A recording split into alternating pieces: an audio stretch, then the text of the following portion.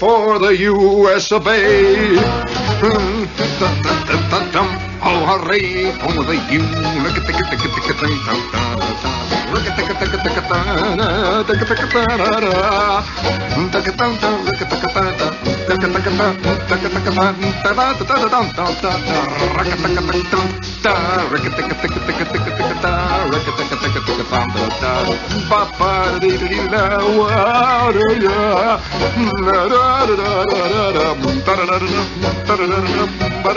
The giant marching band, the greatest marching band of them all, is now assembled and down on the field and doing its fantastic, unbelievable, spectacular, stupendous maneuvers. It's the great marching band of all of humanity, led by 6.5 billion drum majorettes.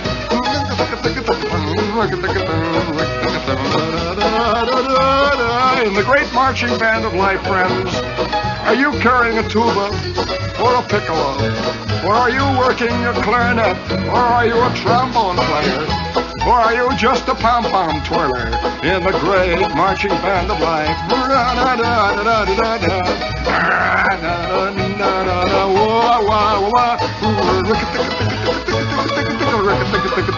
Oh, play that thing.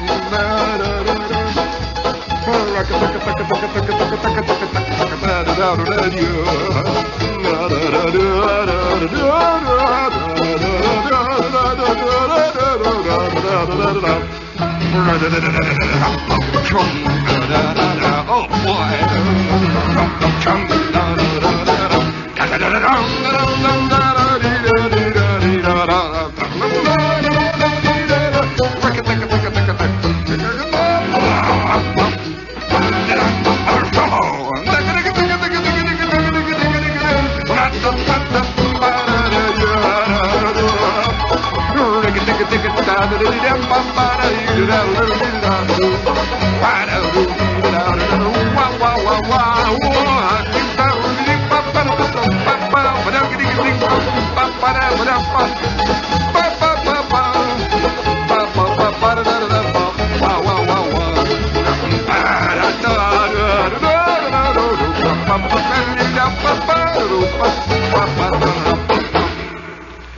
Magnificent. You know, I get very, very little encouragement.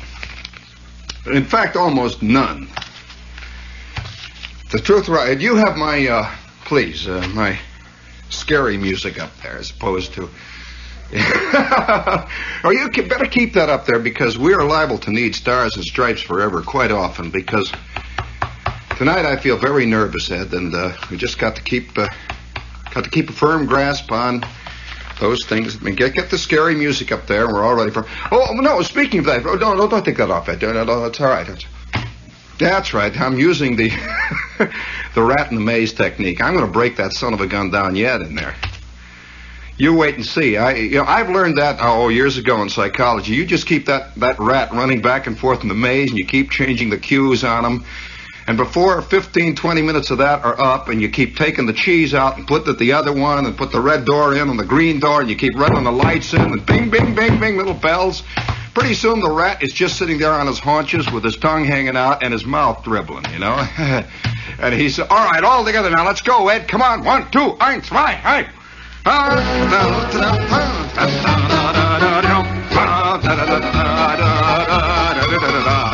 To be sung with patriotic fervor.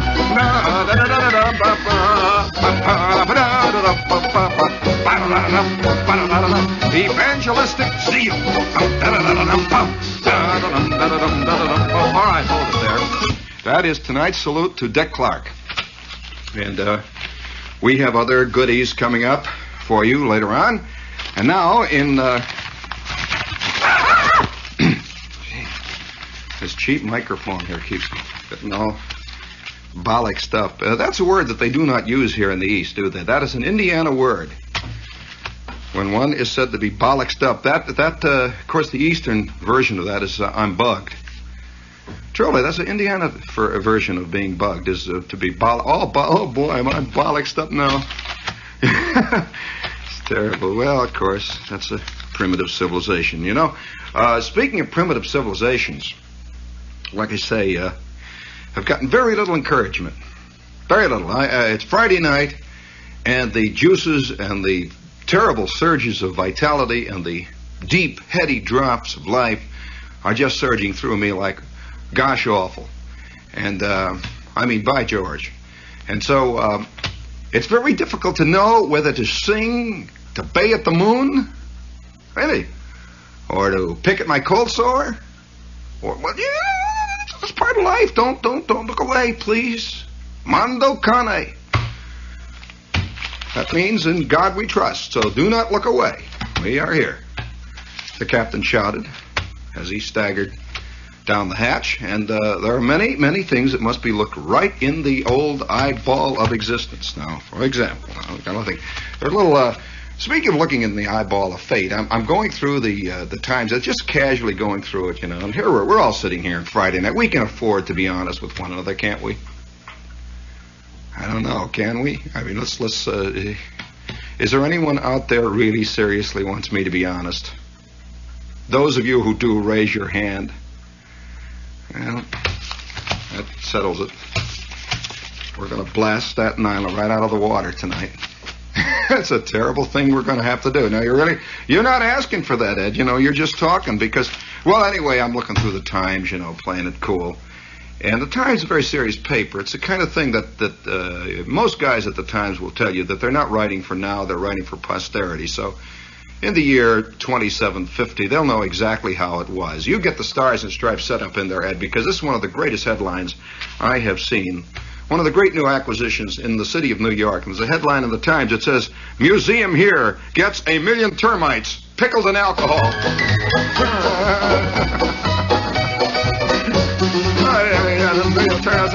After 1,722 crocodiles last year, we got 1 million termites.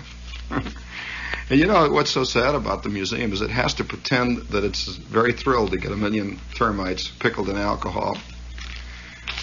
There's some things, you know, of course, it's a sad thing. Many scientists have that problem, too. It's the string-saving problem. I remember Miss Crystal Reeder, my biology teacher, who saved mosquitoes. Somewhere along the line, she got the idea that if she gathered up all the Anopheles mosquitoes in Lake County, Indiana, that she would have a very interesting biological display that could very well win the first-class prize in the biology exhibit in the State School Association's annual fair. And so, along with Bruner and Flick and Schwartz, I spent 3 terrible Saturday afternoons bottling Anopheles mosquitoes, and whatever you put Anopheles mosquitoes in, it's very smelly stuff. Now, the things that, man, can you imagine how it will be one day when life has passed from this globe? And it's got to come, you know, it really does. It is a fact that the Earth is getting cooler, and eventually it will be a dead planet. Now, it's pretty dead sometimes late Saturday nights around Philadelphia. But that's just the beginning. Those are indications of how it'll be later on. Now, I'm just sorry. I just thought of a Saturday night one time in Philadelphia. I spent that. That's oh boy. Speaking of deadbeats, well, nevertheless, when this planet becomes a cold, hard, big old spinning ball of taffy apple going through space, through the solar system, and there's nothing left on it except old fire hydrants and used Ballantine beer cans and all the rest of it. Can you imagine? No, can you imagine what a great big, wild, incredible surprise package it will be when nobody is here anymore? We'll say it's 1 million years from now. Nobody's here, and some visitors come down from, say, some other planet, and they're visiting this dead planet. And they land at the corner of 43rd and 6th Avenue. And they get out. Of course, there's nobody around. I mean, there's a lot of old Playboy magazines and beer cans and fire hydrants and, you know, the whole stuff. It's all just sitting there. It's just sitting there because there won't be anybody to clean it up. Speaking of cleaning it up, have you noticed around here in New York City? I don't know whether you guys outside of town have anything like this in your particular area, but New York has a very interesting phenomenon. I have never seen it any place else in this country. Whenever it snows, it doesn't have to snow very much. Let's say 5-6 inches. It'll piddling snowstorm we had. Is snowstorm, for crying out loud. That was a light frost in Chicago, baby. This piddling little snowstorm we had here. Everybody's excited and they're running around screaming and yelling and letting work out early and all that stuff. But the most interesting thing to me about it is the abandonment of cars. That immediately when it snows, everybody runs for the hills or for Grand Central or something. And so right here today in New York City, right now, at this very minute, even though there's no snow practically on the streets at all, most streets are clear. Almost all of them are clear. You'll find in places, in the most unlikely places, like 46th Street between 6th and 7th, or 57th Street between Lexington and Park, right there in the busy thoroughfare, there is a guy's car parked. And they have pushed the snow up all around it. And you can just see the windows. Just like he just left it there. It's been like almost a week ago. And on the TV or the radio antenna, which is sticking out of this little pile of dirty snow, are 37 green summonses. It's going to cost this guy, when he finally bails his 1954 Ford out of the pile, it's worth about $45, by the way, the car. When he finally bails it out, he will have $137.50 in fines. And the back end will be bashed in by a city snowplow on top of that. And some guy's reached in through the glove compartment window, and stolen his maps of Indiana. I've never seen that anyplace else. And another thing they do here in New York that you won't find much outside of New York, you guys living outside, is a trick that guys have in this city I've never seen anyplace else either. If they're driving along, say, the West Side Highway, and they're going along, or the East Side Highway, even more they do it on the East Side Highway, and they're driving along, and let's say the guy's got he's got a 49 Pontiac, you see, and he's going along and the bearings are knocking and everything, and he smells the carbon monoxide coming in, and he's just rattling all the fender. And all of a sudden, about 93rd Street, he's heading up towards the Bronx. He hits about 93rd Street. Oh, no! And he's got this giant flat on the left rear tire. Well, he jumps out and runs around. Of course, the traffic is going all around him. He jumps out and runs around and takes a look at it, and she has really blown a gimmick.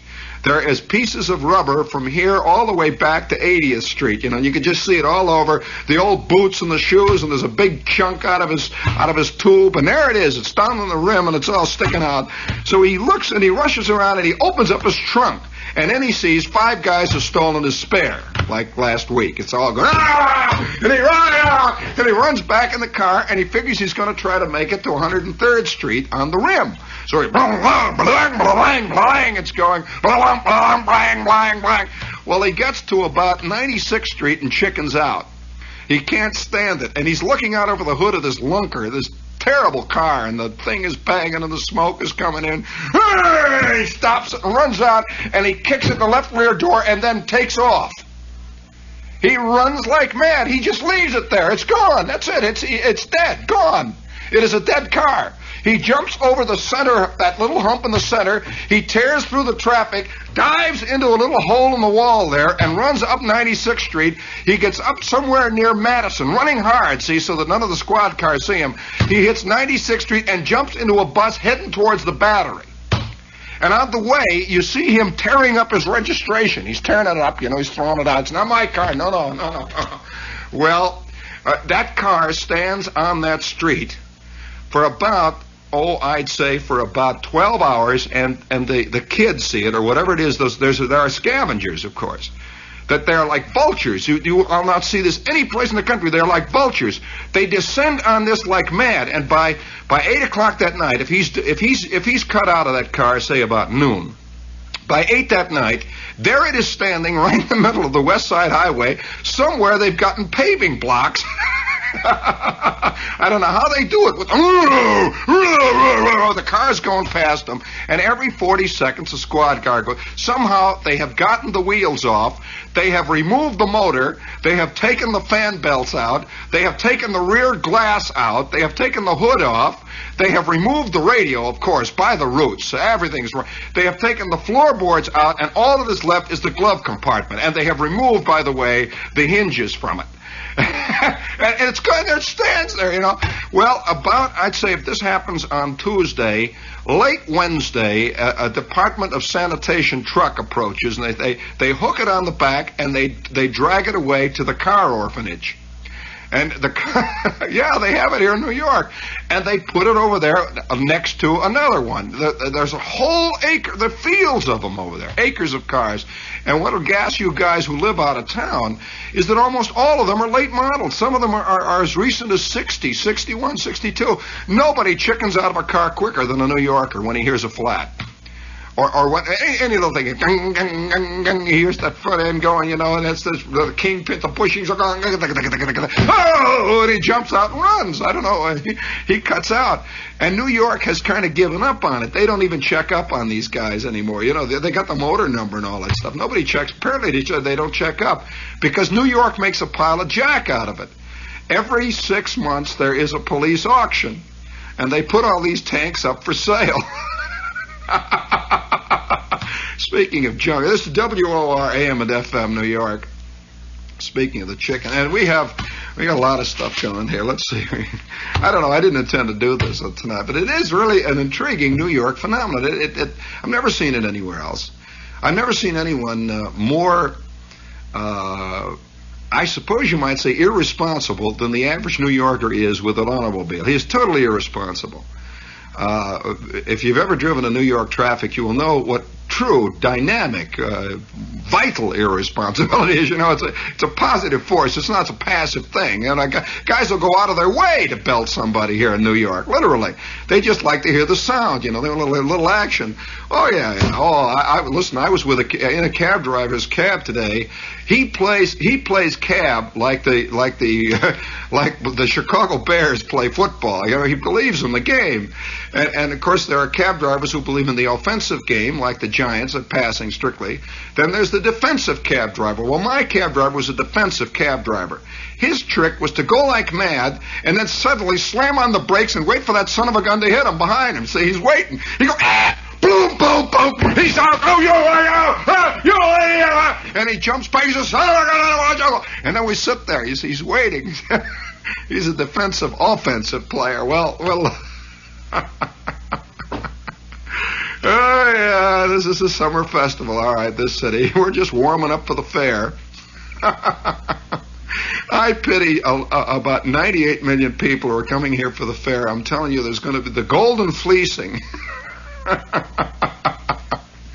They are preparing the chicken plucking machines already, and everywhere you go, there are guys with those little green glints in their eyes, and many a fair guy, I'm sure many a guy is going to get a cab at Grand Central, and the guy will say, take me to the fair, and he'll go by way of Tenafly, you know. He'll take the Great Circle scenic route. Well, I always wanted to see the George Washington Bridge, and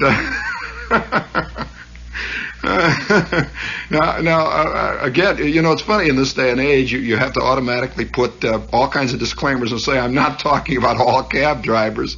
I'm really saying that some weird things have happened to me in cabs. In fact, you know, if I didn't know this town as well, I could have seen a lot of New York just riding in cabs.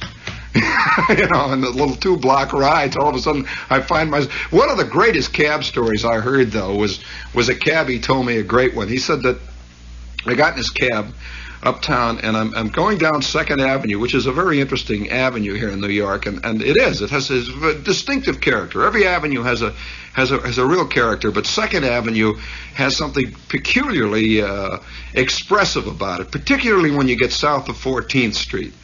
2nd Avenue really begins to make it. Well, I'd say at about 17th Street it starts to make it. It begins gradually, and suddenly at 14th Street it starts to really swing. And you get down around 8th and 9th and 10th Street on 14th, on 2nd Avenue. It's really going full blast. You get down there in Ratner's and Rappaport's, and you know, there it is. Well, nevertheless, I'm in this cab. And I'm going down, and you could see this guy is steaming. I could see it. You know, there's a funny thing you get from a cab driver when he's sort of hunched over, and you get that thing. All you see is a couple of ears sticking out. You know, he had one of these furry hats. And you see his ears on. So I said, boy, what a day. And then, wow, there's a little snow out there. So you always tell a cab driver it's a terrible day, and he'll warm up to you. Because by definition, it's a terrible day to almost all cab drivers, no matter what it is. It's a great, warm, sunny day. Oh, do you mean it's hot? You're driving one of these damn hacks around, it's hot while I'm sweating. Well, all right, so you said, well, if it's a cool day, you know what he says? You get into cab, it's a great day. Oh, yeah, it's a great day. What do you mean it's a great day for you? What's the trouble with a day like this? All the people walk. I got no business. I've been out since 7 o'clock. What do you mean? I clocked only $15 on a meter on a rotten day. Well, so you can always start a great ploy with a cab driver saying, what a rotten day. And immediately he'll straighten up and say, you're blood brother to him. It's a rotten day. So I'm sitting in the cab and I say, boy, what a day. Wow. He says, oh, what a day, what a day. Oh, people are nuts. Nuts in this town. The people are nuts. Okay. So here we go. I says, what do you mean? That's a very dangerous thing to prod a cab driver. What do you mean? Well, what do you mean? What do you mean? People are nuts. What do you mean? What do you mean they're nuts? Well, you can't get out of that one. So I says, what happened? What do you mean people are nuts? He says, well, I'll tell you what happened. I'm driving down 2nd Avenue, just like where I picked you up when I'm going along 2nd Avenue. I'm going 2nd Avenue's got plenty of traffic. It's got plenty of traffic going downtown. You get all the traffic. It's going all over the place. Well, I'm going downtown. I get to about 20th Street, see? And this lady hails me. Oh, the women are nutty in this town. They're the worst people are the women. Well, this lady hails me, see? And she says, I want to go to 26th Street. Okay, 26th Street and what? 26th and 2nd. I said, well, okay, lady. So I starts to go around the block. It's a one-way street, 2nd Avenue. It's one way downtown. So I starts to turn right into 20th. I'm going to go around, see, and I'm going to come back up 3rd Avenue and go. So she says, oh, no, you're not. No, what are you taking me? I'm not going to pay that dough for going around the block. I want to go to 26th and 2nd. Well, I say, lady, how am I going to get to 26th and 2nd? I got to go around one-way street. What do you think she said? Oh, they're nuts in this town. What do you think she said? I said, no. What did she say? What do you think she said? What? I ask you now. What do you think she said? Go on, guess. Go on, guess. What do you think she said? She wants to get to 26th and 2nd, and I am at 20th and 2nd, and it's a one-way street going downtown. What do you think she said? Okay, what did she say? What do you think that nutty dame said? She says, back up. She says, back up. I said, back up, lady? You mean back up with the traffic coming like this? She says, yeah, back up. I'm not going to pay to go up 3rd Avenue. I'm not going to go up 3rd Avenue. It's going to cost me 50 cents more to go around. I know you hackies, you rotten bums. You want to cheat? Back up. Back up, lady. What do you mean? She says, give me your number. Give me your number. No, I'm paying a meter. Give me your number. Give me your number. Give me your number. So I give her my number, and I says, look, lady.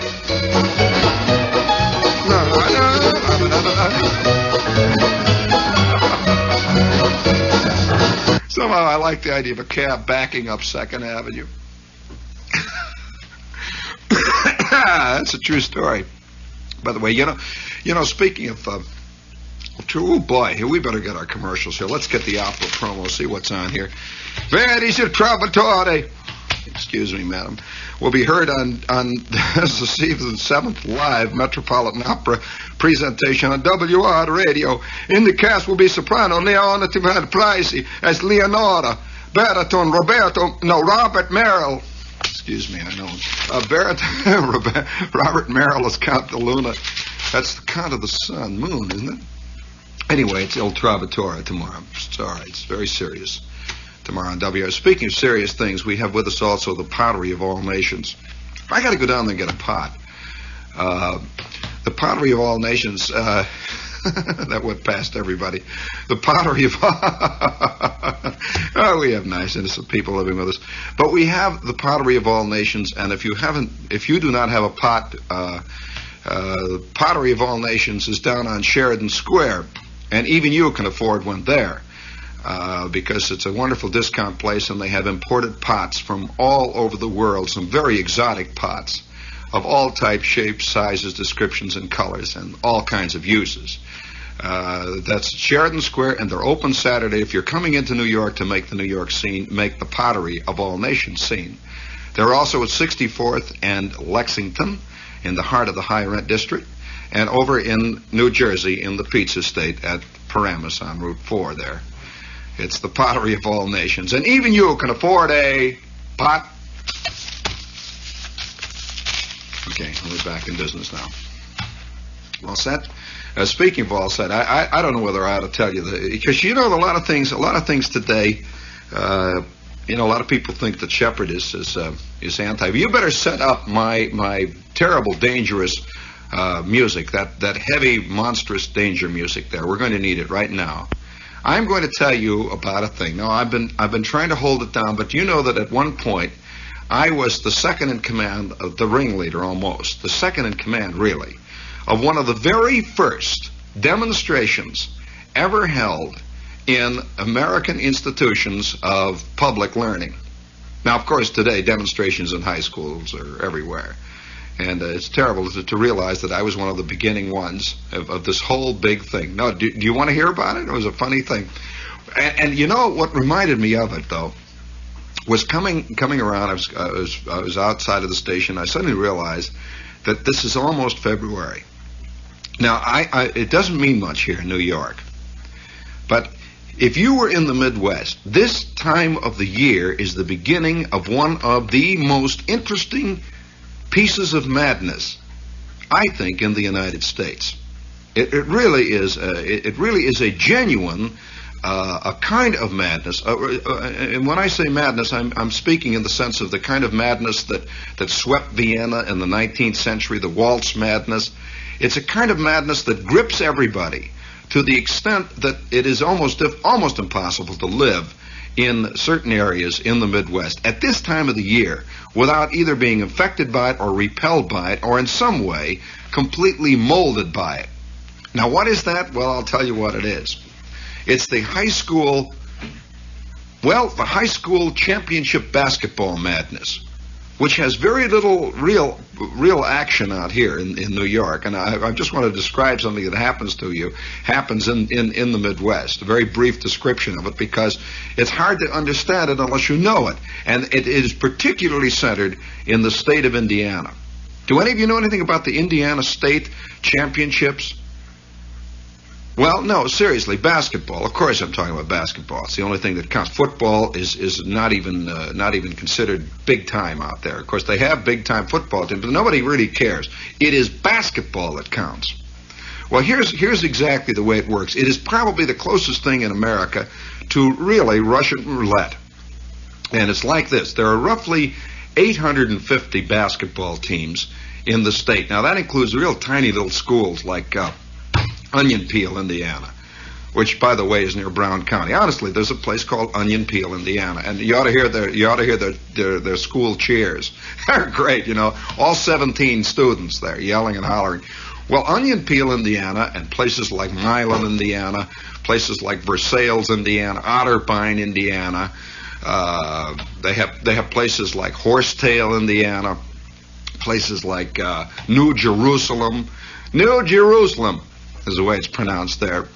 Places like Monon, all these little towns every one of them has, to the last town, a basketball team around which the town is built, literally built. The basketball team is the theater, it's the literature, it's the culture of the town. And the town is almost entirely populated, Ed, by ex-basketball players. In other words, a guy who played, let's say, in 1928, played forward for Monon, is now working down at the Ford agency, and he is still a hero in town. They're all heroes in town. They go all the way back to the year one in basketball. Every last one of those guys, they'll point the guys out. Well, there goes Ed McCauley. And you say, who is he? Ed played guard in 1927. Monon, they went all the way to sectional.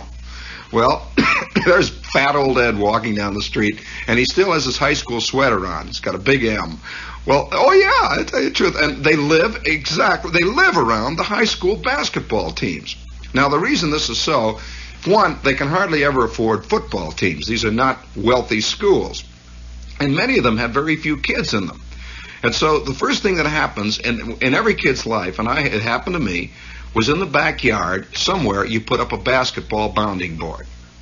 And the basketball goes day and night, hot weather, cold weather, in the ice, in the snow. Guys are out in drifts. Boom, boom, boom. They're going, hook shot, boom, boom, and it's a way of life. Well, about this time of the year, they begin the Indiana High School Championship tournaments. Now, it works in stages.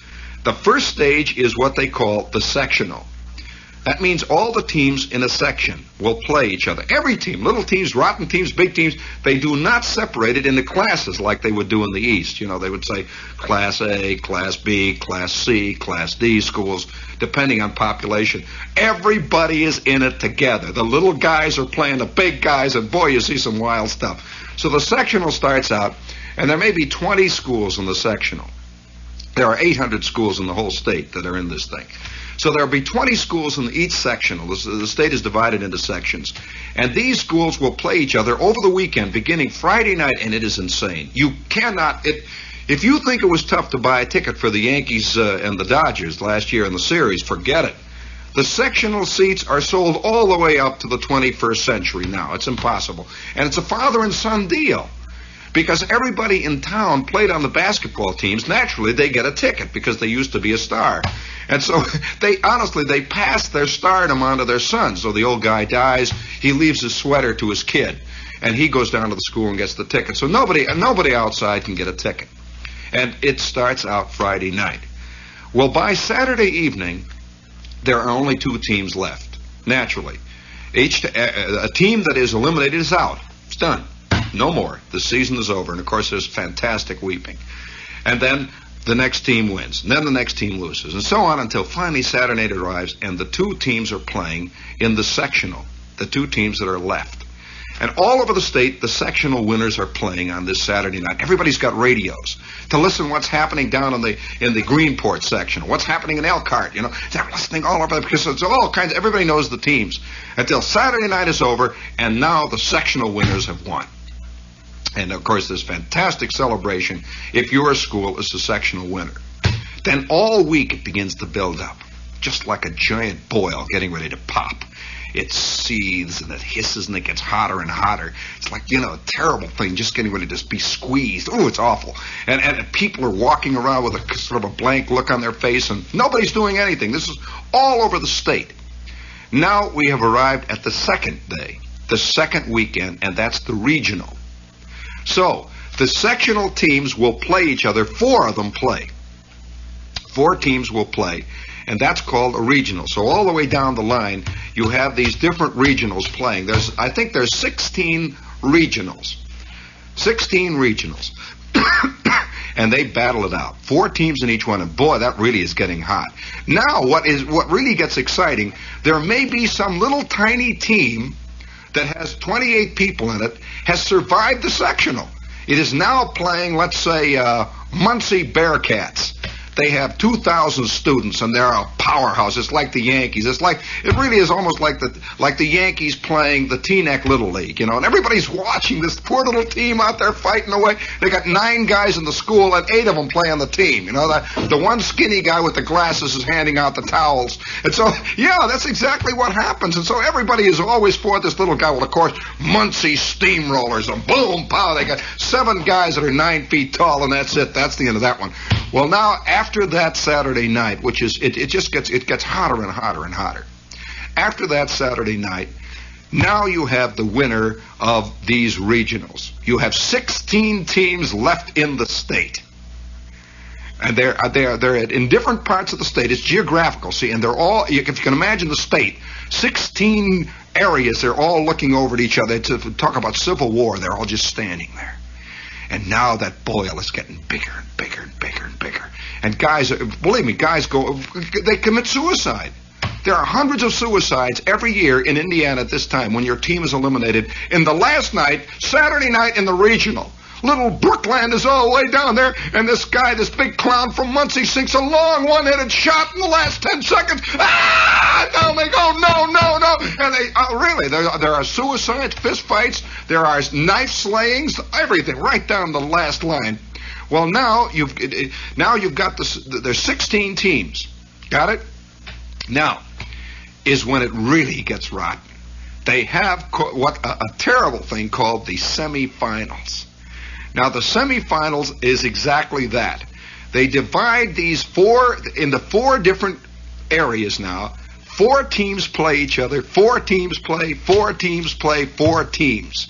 You have 4 semifinal tournaments in 4 parts of the state. And if your town is lucky enough to have a semi, this is always in big cities now, like Indianapolis, Hammond. They'll have a big one down in, let's say, Terre Haute somewhere. They'll have a great big one down in Evansville. And all over the state, you see, it's a gigantic thing going on. And now they play. They play Friday afternoon. And poor little Brooklands, we'll say, has survived now. It's incredible. Brooklands has survived. And Brooklands comes out the first day, and it's playing Fort Wayne. Comes out there in Fort Wayne. Hey, Fort Wayne is a powerhouse. This is all they've won. They've more tournaments than anybody. It's a powerhouse. Fort Wayne is out there, and here they come trotting out, big favorites. They come out, and everybody, there's a hush in the auditorium. There's 18 million people in there, and poor little Brooklands comes out with its skinny little Sears Roebuck white suit, with the little green numbers on the back, like thunk, thunk, thunk, thunk, thunk, with their Montgomery Ward ball. They come bouncing out there. Ah, fantastic cheer, and the entire city of Brooklands, all 219 people are there, of course. Every last Model A has come down all the way from Brooklands, and they start blowing horns and yelling and screaming. They're all there, and the mayor's there. Everybody is screaming, and the whole state is waiting. It's like a hush. And guys have now got 4 radios, each one stuck in another ear. They're sitting there, and they're getting games from all over the state, and Brookland is playing Fort Wayne. And finally, at the last second, Brookland is playing this magnificent defensive game. It's got these midgets playing, and they're playing nothing but defensive. All they can do is hold the ball when they get it and clutch it to them, and hope that the other guys don't. They're really, little teams play that. They hold the ball, and they stand there. They play a real slow break game. And all the while, giant Fort Wayne is sinking the long shots, and Brooklands is one by one dropping them in. And by George, Brookland beats them 17-16. Fantastic defensive game. Oh, no, Brooklands has won the afternoon game. Well, that night, the other teams play. Let's say Goshen is now playing, let's take a big team, Indiana Tech, Hammond Tech. Great big tough crowd, and Goshen, it goes down to defeat. And now it is Saturday night. The whole state. Now there are 8 teams left, you see. Saturday night, and they are playing this fantastically important game. Little Brooklands comes out there, and it's really scared now. You can see it never expected to get here. It figured it would be back in Brooklands 3 weeks ago, at the drugstore listening to the games. And now it's here. It's down here in Indianapolis, for crying out loud. And they start playing.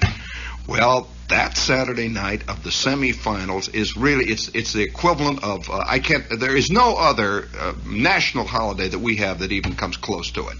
It is a gigantic build-up, and finally Saturday night arrives, and 4 teams are left. 4 teams.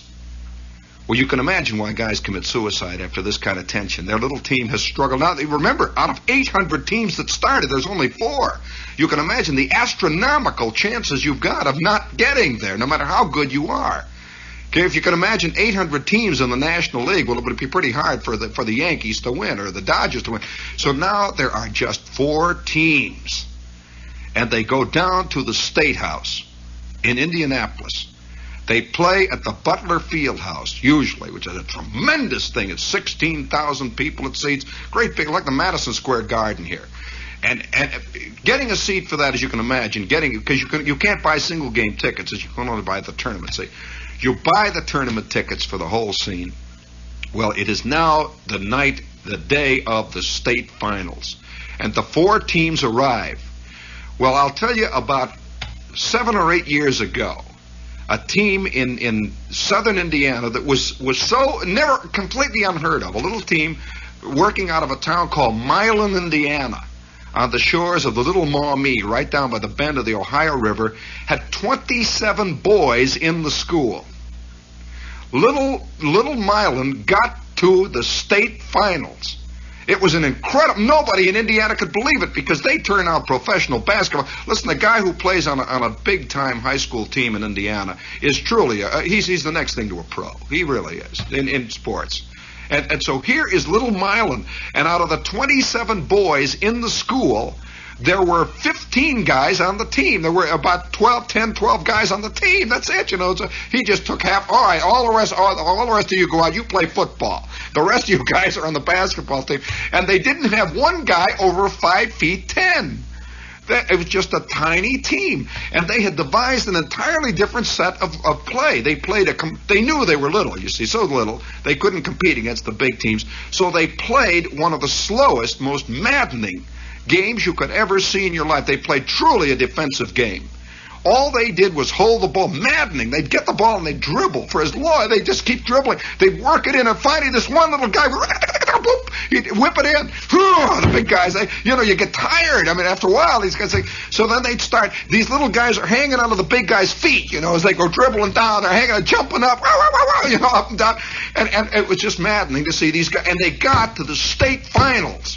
Milan, Indiana, and of course the other three teams are behemoths. They come from the big schools with 4,000 students, and they have the 9-foot centers and all that sort of thing. And nobody considered Milan anything. And so that afternoon, Milan played one of the great big teams, Indianapolis. I believe it was Indianapolis Shortridge, who was a genuine favorite. Well, Milan beat them by 1 point in the afternoon, one of those sneaky little games like 42-40. Milan won, and the whole state went out of its skull. Well, that evening, Milan is playing now. The other teams played, and Milan is playing in the state championship. Well, Milan, Indiana, played that night, and of course, nobody believed Milan would win. It was just ridiculous. It was like a crazy dream. They'd go all the way up through. Little Milan, Indiana went into that game, and by halftime, the score was 17-16. They were playing such a wild defensive game. And little Milan, Indiana was struggling all the way down until finally the last 30 seconds, Milan is trailing 30-29. And these little guys can't get the ball from the big guys. And suddenly one of the big guys fumbles. A little guy gets it. They pass back and forth, madly. And the whole state is watching back and forth. They're holding the ball. The clock is ticking. 8 seconds, 7 seconds, 5 seconds, 4 seconds. When suddenly this little guy, whoop, up goes the ball. It bounces, whoop, in, boom. Milan, Indiana won 31-30. And the whole state stood there. And suddenly, just like a giant scorpion pulling itself together, the state pulled into an enormous demonstration. There were 37,000 cars, literally, that left Indianapolis for Milan, Indiana. Millions of cars began to descend on this tiny town on the banks of the Miami River, until finally by nightfall, it was estimated there were over 120,000 people in town. This tiny little thumbprint. And there were 9 guys walking around, these little squirts, hanging on to a basketball. We're not going to get it. Hanging around. Milan, Indiana, of course, has never been heard from since.